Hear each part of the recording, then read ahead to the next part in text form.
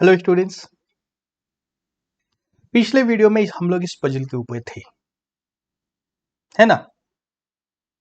क्या था, कितने एग्स थे उसके बारे में उसने क्या बताया था। If counted in pairs one will remain, if counted in threes two will remain, if counted in fours three will remain and blah blah ब्ला।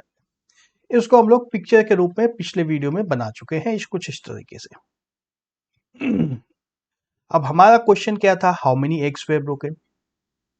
हमारा स्टैंडर्ड अब एग्स वेयर ब्रोकन या कोई भी अगर ये क्वांटिटी अननोन क्वांटिटी जिसको पता करना रहता है हम लोग को, तो क्या करते हैं कि पहला स्टेप हम लोग का क्या होता है इस तरह के क्वेश्चंस में, लेट दैट बी एक्स। यहां पर भी वही कर देंगे, let the number of eggs be x, number of eggs be x, let the number of eggs broken या number of eggs in the basket be x, या हम लोग का एक्स एग्स थे हमारी बास्केट में। पहला था स्टेटमेंट हमारा, if counted in two one will remain. इसका क्या मतलब हुआ एक्स के फॉर्म में, इसका मतलब हुआ कि x को यदि 2 से डिवाइड करेंगे, x को यदि 2 से डिवाइड करेंगे तो हमें क्या मिलेगा, सम कोशेंट, है ना। कोशेंट मान लो Q1 मिलता है, 2 इंटू Q1, हाँ सॉरी, कोशेंट Q1 मिलता है एंड रिमाइंडर R1 मिलता है। x को यदि 2 से डिवाइड करते हैं तो हमें कोशेंट Q1 मिलता है, रिमाइंडर R1 मिलता है। इसको अगर दूसरे फॉर्म में लिखना हो तो क्या, पहले यह समझ में आ रहा है, हमारे पास x एग्स थे, हमने दो दो के पेयर्स लगा दिए, कितने पेयर्स लगे वो हमें क्वोशिएंट में मिलेगा Q1 में, एंड लास्ट में एक रिमाइंडर बचा है, ये R1 है। तो हम लोग क्या लिख सकते हैं, x is equal to 2 times Q1 plus R1। यह समझ में आ रहा है। सिंपल डिवीजन की बात कर रहे हैं, मान लो उसमें 7x होते, बास्केट में यदि 7x होते तो क्या होता, 3 इंटू 2 होता, 3 पेयर्स लग जाते 2 के, प्लस एक लास्ट में बचा रहता, तो हमारा Q1 क्या होता 3, और R1 तो हमारा 1 है ही, तो R1 तो 1 ही है, जो हमें पता है, इसको 1 लिख देते हैं। 2 टाइम्स Q1 प्लस 1। सिमिलरली दूसरा केस क्या था, इफ काउंटेड इन थ्रीज, अगर तीन तीन के पेयर्स लगाते हैं तो क्या होता है, एक कितने पेयर्स लगेंगे, कितने पेयर्स लगेंगे, यहाँ पे हमें क्या हो रहा है, एक्स को एक्स से रिमाइंडर हमें क्या मिल रहा है Q2, एक कोई नया रिमाइंडर मिल रहा है ना। जब 3 से डिवाइड करेंगे एक्स को तो कितने पेयर्स मिलेंगे। यहाँ पे जो Q1 में पेयर्स मिले थे उससे कुछ अलग मिलेगा, Q2 मिलेगा यहाँ पे। Q2, R2 हमारा रिमाइंडर है जो कि कितना दिया है, R2 इज इक्वल टू 2। तो x इज इक्वल टू हम लोग यहाँ पे लिख देते हैं, x इज इक्वल टू क्या होगा, 3 टाइम्स Q2 प्लस 2। ठीक है, अब 4 वाली बात करेंगे।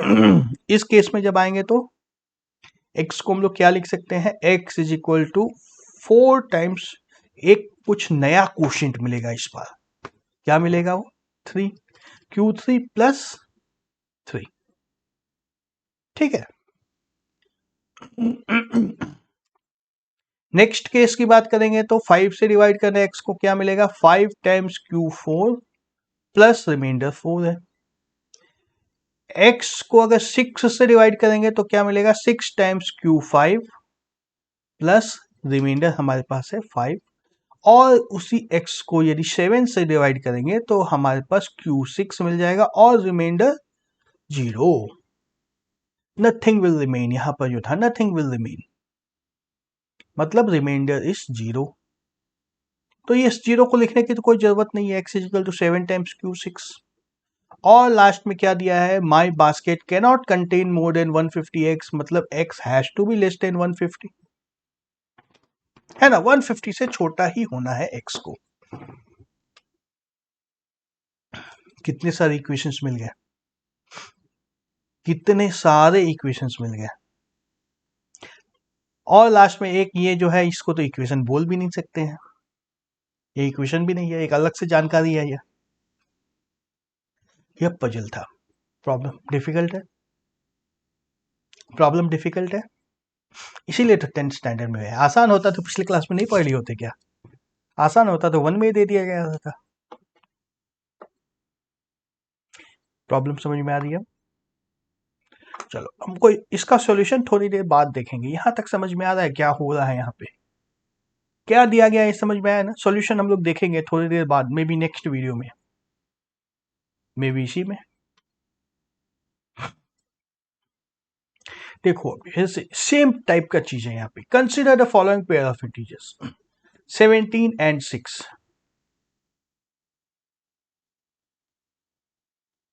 पिछले से रिलेट करो। पिछला जो पजल हमने देखा था, जो पहेली देखी थी, उससे रिलेट करो। 17, मान लो उसकी बास्केट में 17 एग्स थे, थोड़ी देर के लिए मान लो 17 एग्स थे, एंड वो बोल रहा है कि 6 के पेयर, 6 के ग्रुप्स अगर लगाएंगे तो क्या आता है हमारे पास? 17 एग्स हैं, 6 के ग्रुप लगाना है, एक ग्रुप लग जाएगा, दूसरा लग जाएगा, तीसरा लगेगा? नहीं लगेगा। 6 + 6 12 हो गया, तो बचा कितना है? यहाँ पे सिर्फ 5 बचा रहेगा, है ना? तो इसको डिवीजन को इस फॉर्म में लिख सकते हैं ना, 17 = 2 × 6 + 5 लिख सकते हैं।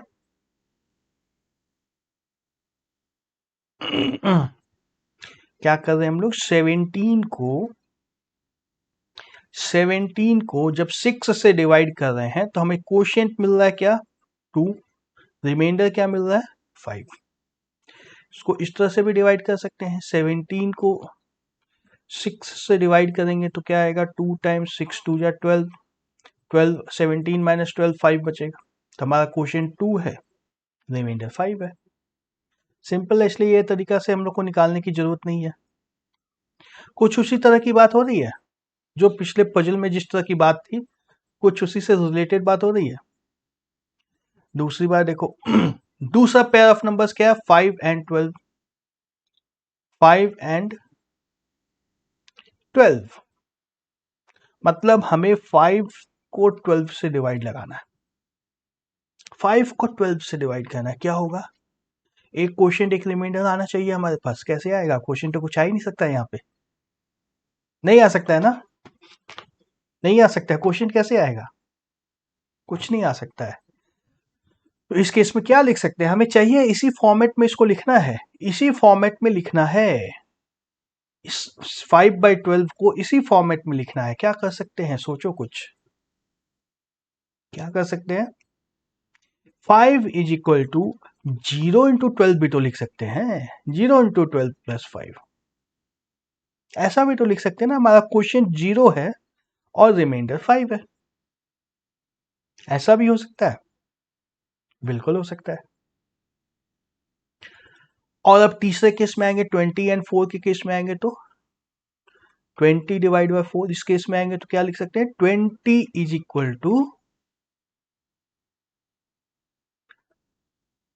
5 × 4 प्लस क्या बचेगा? 0। रिमाइंडर हमारा इस बार 0 हो गया, क्वोशिएंट हमारा क्या हो गया है? 5। ठीक है, ठीक है। वो लोग सर क्या सिखा रहे हैं? हम लोग डेसिमल में निकाल सकते हैं, फ्रैक्शन में निकाल सकते हैं, ये सब क्या सिखा रहे हैं सर? कुछ तो है, कुछ तो काम की चीज है, तभी तो सिखा रहा है, तभी तो सिलेबस में है। अगर काम का नहीं होता तो सिलेबस में क्यों होता? जो 5 स्टैंडर्ड में हम लोग सीख चुके हैं उसके भी पहले की चीजें सीख रहे हैं, क्वोशिएंट और रिमाइंडर निकाल रहे हैं। देखो क्या आता है। In all the cases, a = b × q + r, ऐसा आया है। देखो, a या नंबर a है बड़ा नंबर, b × q हमको हर केस में मिला है ना, हर केस में हमें q मिला है। क्यों? b × क्वोशिएंट प्लस रिमाइंडर, ऐसा हुआ है, हर बार हुआ है। कोई कंडीशन है किसी के ऊपर? कोई कंडीशन है? क्या है कंडीशन? कोई भी कंडीशन? कोई कंडीशन नहीं है लग रहा है। एक कंडीशन तो हमें दिख रहा है कि r 0 हो गया, यहाँ पे r 0 हो गया, आहा यहाँ पे q भी 0 हुआ है। तो हमने क्या देखा यहाँ पे? कोई भी नंबर अगर a और b दो नंबर्स लेते हैं और इनको डिवाइड करेंगे तो एक क्वोशिएंट मिलेगा और एक रिमाइंडर मिलेगा। और इसमें क्या है? b भी 0, क्वोशिएंट भी 0 हो सकता है, Q और R can also be zero, यह तो हमने देख लिया है। Q और R ये दोनों जीरो हो सकते हैं। और क्या देखा है हमने? Zero is less than equal to R is less than B, यह ऑब्जर्व किया किसी ने क्या? ये क्या कहा जा रहा है? क्या कहा जा रहा है? ये एक नंबर A है, इसको B से डिवाइड कर रहे हैं, और ये किसके ऊपर कंडीशन लग रहा है? रिमाइंडर, जो नीचे रिमाइंडर आएगा, ये जो रिमाइंडर आएगा ये B से छोटा होगा या बड़ा होगा? ऑफ कोर्स B से छोटा होगा ना। Remainder will be smaller than B। Equal to हो सकता है? नहीं हो सकता। इक्वल टू नहीं हो सकता है। देखो यही लिखा है यहाँ पे, देखो लिखा है ना, R is smaller than B, है ना। और जीरो की अगर बात करें तो जीरो के बराबर हो सकता है, लास्ट में जीरो मिल सकता है हमें। यहाँ पे R is equal to zero हो सकता है, तो क्या लिखेंगे हम लोग? R इज ग्रेटर देन या फिर इक्वल टू जीरो, है ना। या तो जीरो के बराबर होगा या उससे बड़ा होगा, जीरो से छोटा नहीं हो सकता है, जीरो के बराबर हो सकता है। बी की बात करें तो बी से बराबर नहीं हो सकता है, बी के छोटा हो सकता है, बी से छोटा ही हो सकता है, बी के बराबर नहीं हो सकता है। यह छोटी छोटी बातें निकल के कहाँ पे आ रही हैं, कुछ चीजें समझ, कुछ नई चीजें मिल रही हैं। तो हमें नई चीज यही मिली है। अभी क्या मिला है? डिवीजन का कोई भी केस हो, ए और बी दो नंबर्स को यदि डिवाइड करना है, ए और बी को डिवाइड यदि करना है, तो हम लोग क्या लिख सकते हैं? ए इज इक्वल टू बी। ए को अगर बी से डिवाइड कर दिया है तो हमें एक क्वोशिएंट मिलेगा क्यू, और एक रिमाइंडर मिलेगा आर, और इसको अगर इक्वेशन के फॉर्म में लिखना है तो इसी तरीके से हम लोग लिख सकते हैं। ठीक है। और जो कंडीशन हमने लगाया था रैशनल नंबर के डेफिनेशन में लगाते थे, कौन सा जीरो हो सकता है कौन सा नहीं हो सकता है, यहां पे लिख सकते हैं both q and r can be zero, q comma r may be zero, may be zero. और एक और क्या था?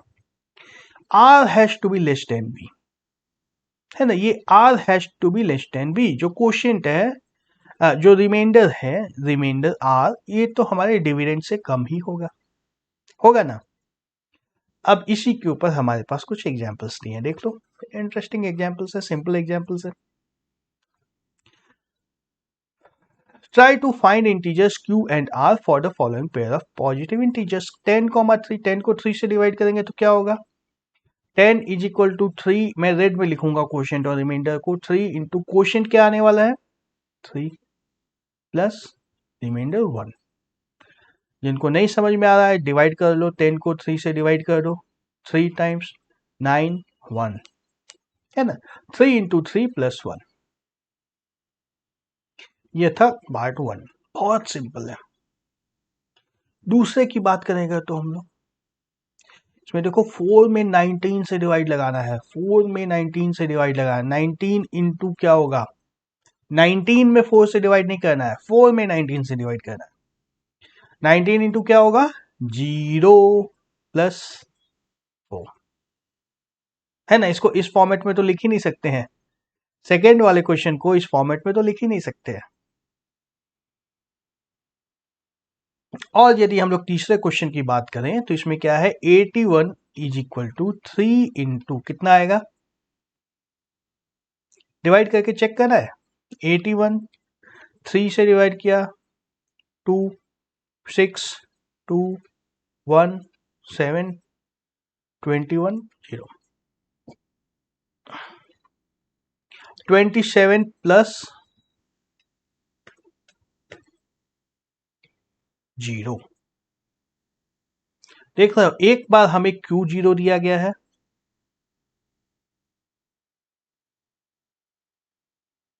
एक बार हमें Q को 0 दिया गया है, एक बार R को 0 किया गया है, किया गया ना।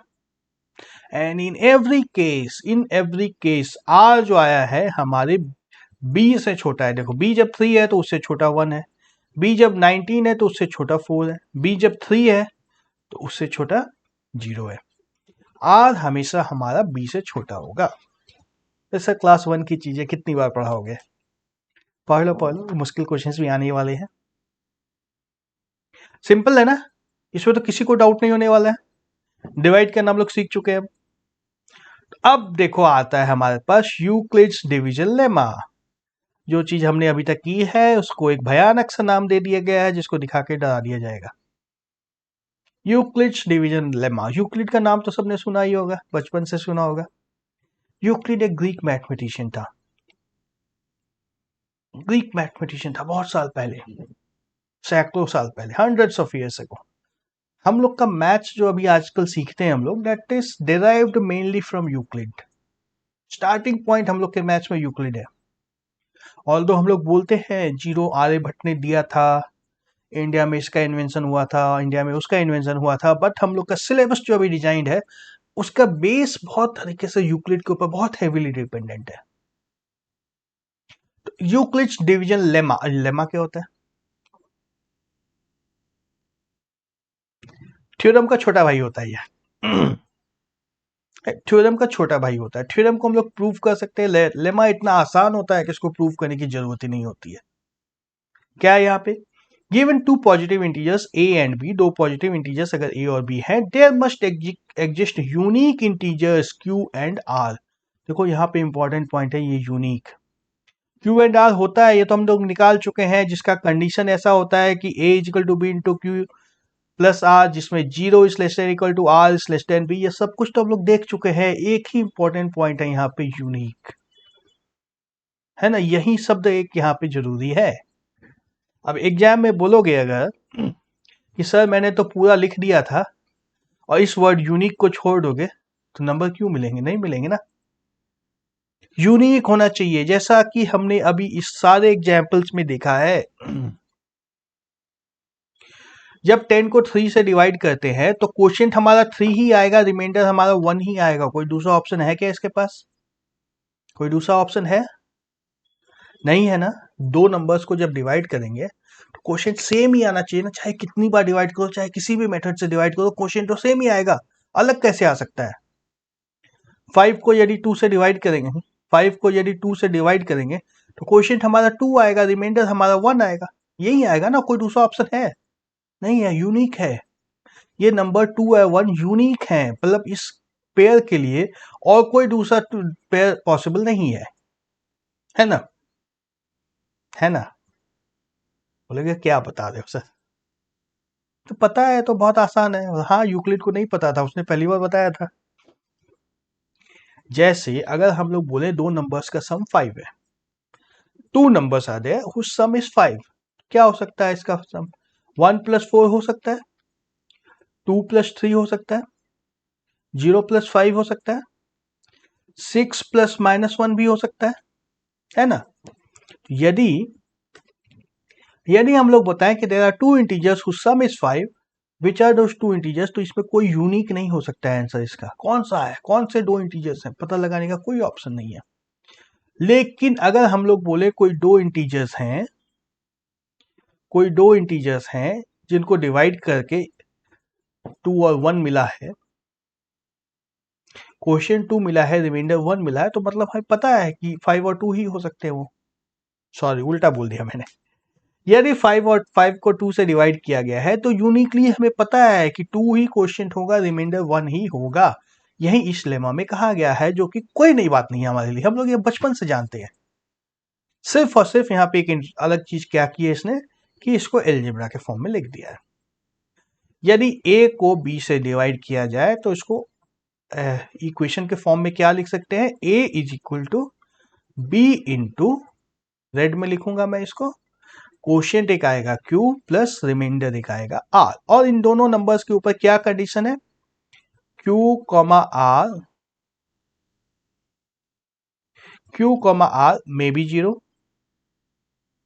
मे बी जीरो, और एक कंडीशन क्या था r के ऊपर था, वो कंडीशन r 0 से तो बड़ा हो सकता है या बराबर हो सकता है ना, एंड b से तो छोटा ही होगा। उल्टा लिख दिया, साइंस उल्टे लग गए। Eraser please.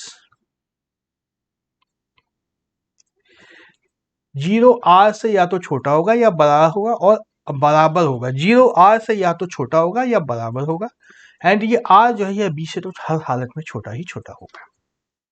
ठीक है, इतनी ही आसान चीज है ये। ऐसे ही आसान चीजों को मिला करके एक बहुत ही भारी सा चैप्टर बनाया गया है। चैप्टर का क्या नाम है? Real numbers.